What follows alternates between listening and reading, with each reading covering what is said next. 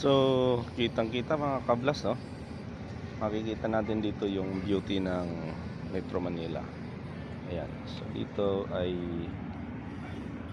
yun, Laguna de Bay. Yun, Pamuntalban dito. Angono yung sa baba. Diyan Kainta. C6 dito banda. At yung makikita po natin mga kablas, yung dyan, yung maraming building na yan, that's Makati. Yan, Mandaluyong area. Yun, hanggang dyan, Mandaluyong, Pasig. Doon naman part ng QC doon banda. So ayan po siya.